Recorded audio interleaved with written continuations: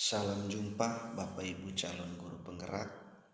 Perkenalkan, saya Yasintus Tinja, calon guru penggerak asal Kabupaten Manggarai Barat, Provinsi Nusa Tenggara Timur.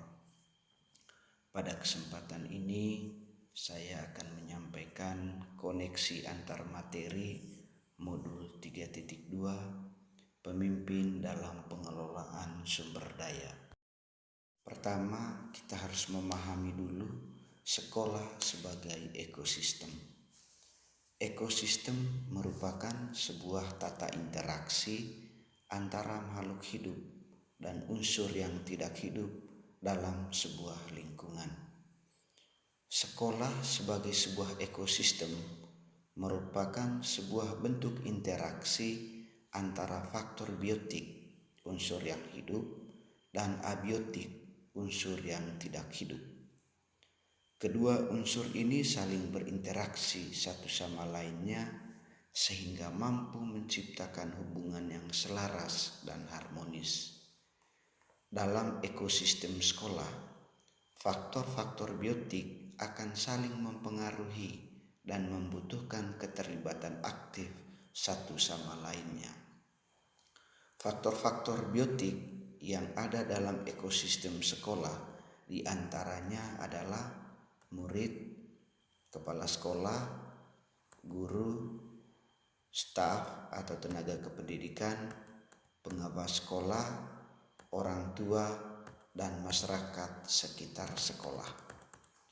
Selain faktor-faktor biotik yang sudah saya sebutkan, faktor-faktor abiotik yang juga berperan aktif dalam menunjang keberhasilan proses pembelajaran diantaranya adalah keuangan dan sarana dan prasarana.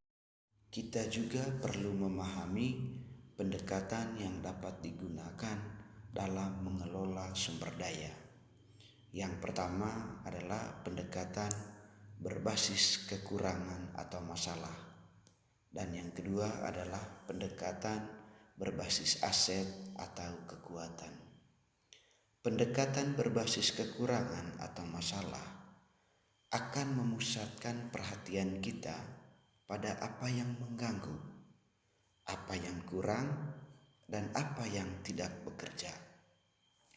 Pada pendekatan ini, segala sesuatunya akan dilihat dengan cara pandang negatif. Yang kedua adalah pendekatan berbasis aset. Pendekatan ini merupakan cara praktis menemukan dan mengenali hal-hal yang positif dalam kehidupan dengan menggunakan kekuatan sebagai tumpuan berpikir. Pada pendekatan ini kita diajak untuk memusatkan perhatian pada apa yang bekerja, apa yang menjadi inspirasi, dan apa yang menjadi kekuatan atau potensi positif yang dimiliki. Perbedaan pendekatan berbasis masalah dan pendekatan berbasis aset. Yang pertama, pendekatan berbasis masalah fokus pada masalah dan isu, sedangkan pendekatan berbasis aset fokus pada aset dan kekuatan. Yang kedua, pada pendekatan berbasis masalah berkutat pada masalah utama atau masalah yang dihadapi. Sedangkan pada pendekatan berbasis aset lebih membayangkan apa yang terjadi pada masa depan. Yang ketiga, pada pendekatan berbasis masalah lebih banyak mengidentifikasi kebutuhan dan kekurangan-kekurangan yang ada. Sedangkan pada pendekatan berbasis aset lebih berpikir tentang kesuksesan yang telah diraih dan kekuatan yang ada untuk mencapai kesuksesan tersebut. Yang keempat, pada pendekatan berbasis masalah lebih fokus mencari bantuan dari sponsor atau institusi lain. Artinya, meminta bantuan atau mencari bantuan dari pihak lain. Sedangkan pada pendekatan berbasis aset lebih mengorganisasikan kompetensi dan sumber daya yang ada. Yang kelima, pada pendekatan berbasis masalah, merancang program atau proyek untuk menyelesaikan masalah. Program-program yang dicanangkan itu dalam rangka untuk menyelesaikan masalah-masalah yang ada. Sedangkan pada pendekatan berbasis aset, merancang sebuah rencana berdasarkan visi dan kekuatan yang telah ada. Yang terakhir, pada pendekatan berbasis masalah, mengatur kelompok yang dapat melaksanakan proyek, sedangkan pada pendekatan berbasis aset, melaksanakan rencana aksi yang sudah diprogramkan. Dari kedua pendekatan yang sudah dijelaskan sebelumnya, pendekatan yang paling tepat yang bisa digunakan dalam pengelolaan sumber daya adalah pendekatan berbasis aset atau pendekatan berbasis kekuatan, yang pada saat ini kita bisa menyebutnya sebagai pendekatan pengembangan komunitas berbasis aset. Pendekatan ini menekankan pada nilai, prinsip, dan cara berpikir mengenai dunia. Pendekatan ini memberikan nilai lebih pada kapasitas, kemampuan, pengetahuan, dan jaringan serta potensi yang dimiliki oleh komunitas. Kembali ke sekolah sebagai komunitas. Di sekolah itu pasti terdapat aset-aset atau kekuatan-kekuatan yang dimiliki yang bisa digunakan dalam pengelolaan sumber daya. Menurut Grant dan Haynes tahun 2002 dalam buku yang berjudul Asset Building and Community Development, terdapat 7 aset utama yang bisa dikembangkan dalam komunitas sekolah. Yang pertama adalah modal manusia. Modal manusia yang dimaksudkan dalam komunitas sekolah adalah meliputi kepala sekolah, guru, tenaga kependidikan, dan masyarakat, ya termasuk komite dan masyarakat sekitar yang ada di lingkungan sekolah. Yang kedua adalah modal sosial. Ini berkaitan dengan relasi atau hubungan pihak sekolah dengan pihak luar atau pihak lain seperti kelompok kerja guru, lembaga-lembaga pemerintah, lembaga sosial masyarakat lainnya.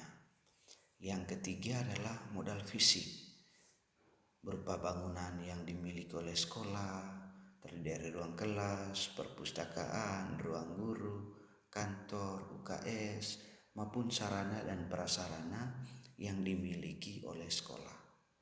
Yang keempat adalah modal lingkungan alam. Ini berkaitan dengan lingkungan di sekitar sekolah berupa luas lahan, bagaimana dengan lapangan, tempat upacara, tempat olahraga, tempat bermain, maupun modal lingkungan alam yang mendukung lainnya. Yang kelima adalah modal finansial. Ini tentu berkaitan dengan keuangan. Bagaimanapun keuangan ini menjadi modal utama dalam proses pengelolaan sumber daya yang ada di sekolah. Yang keenam adalah modal politik. Modal politik ini berhubungan dengan relasi dengan pemerintah, misalnya pemerintah desa, pemerintah maupun dengan pihak-pihak dinas. Yang terakhir adalah modal agama maupun modal budaya. Bagaimana unsur-unsur agama dan unsur-unsur budaya itu bisa dilibatkan dalam pengelolaan sumber daya yang ada di sekolah.